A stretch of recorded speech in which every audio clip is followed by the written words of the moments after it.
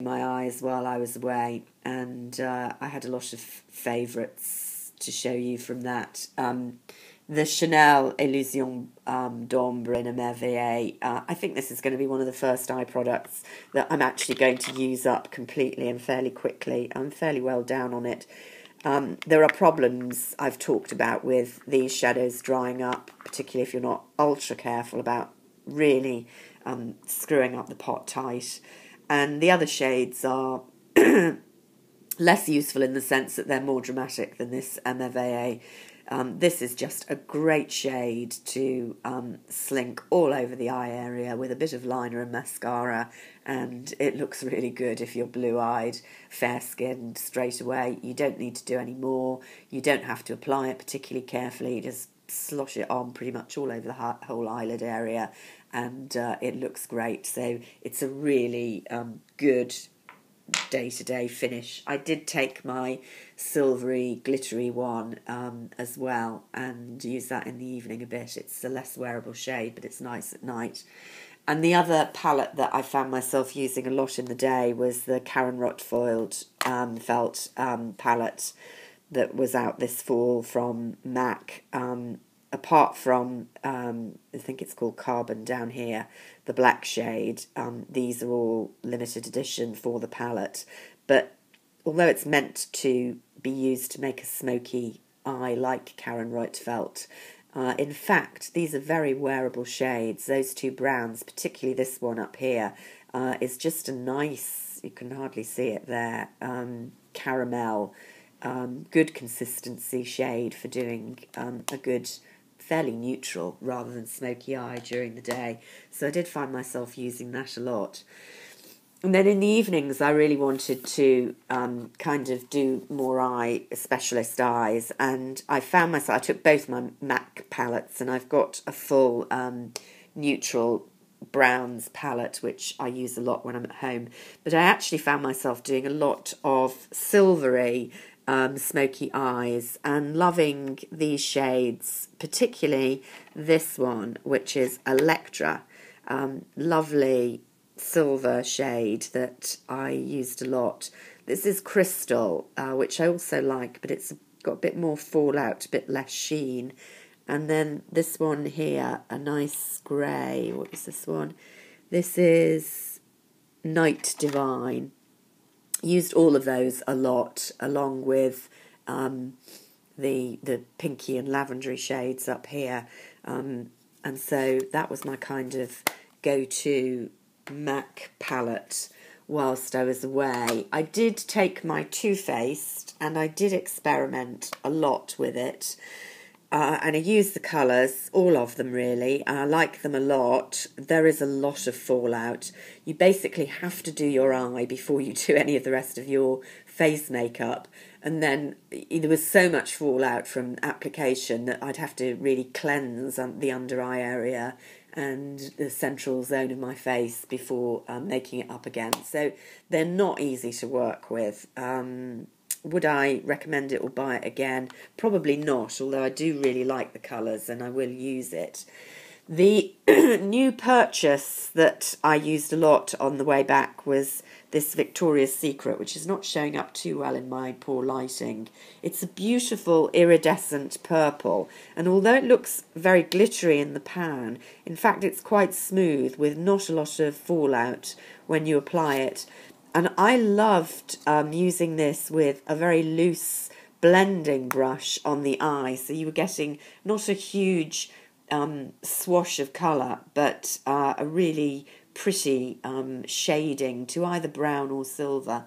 I loved this, and I would have liked, I was a bit rushed when I was in the Victoria's Secrets where they were selling the makeup. I have to say, not many of the stores actually sell the makeup range, and when I found one I was in a rush and I didn't have a lot of time, so I didn't buy a whole lot, and they were out of some of the shades. There was a gorgeous peachy shade I would have bought, I tested, but they didn't have it. Whilst I'm on Victoria's Secret, I like the lipsticks as well. Nice formulation. Hate the packaging, not the way it looks quite pretty, but this sticky out thing also twists the lipstick up, and it's very easy when you're pulling it or out or pushing it in to close the bullet to actually twist up. And you can see I've nicked the top of my lipstick, so I'm not keen on the packaging, but the formulation and the colours, really, really nice. This is a pinky plummy colour called Light It Up, which I wore a lot. Very nice, liked it. The other lip products that I wore, these were purchases. Buxom. I have Pink So Foxy to thank for this, in that she said these were products that she loves, and she has them in all sorts of colours. And I went and I got this ready one first, trying it out in Sephora, and they've got, you know, these nice pointy, pencil-y shaped tops, so very easy to apply. So I thought, oh yeah, that's nice, and I quite liked the colour, which was, is that Amsterdam? Shanghai, I think. Difficult to read. It was only when I took it away and used it I realised that not only are they nice and easy to apply, they've got some of this kind of lip stinging ingredient in to make your lips look plumper. And so I like them even more, and went back and got another shade, a more neutral shade, and I know I'm going to wear those a lot. The other lip thing that I used a lot was my Aphrodisiac Tom Ford. I've talked about it before. Gorgeous colour, gorgeous formulation. Wore it a lot in the evenings. I like that.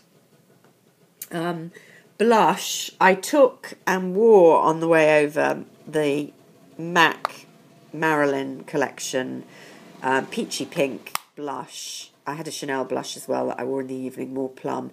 This Legendary in the satin, and that was great.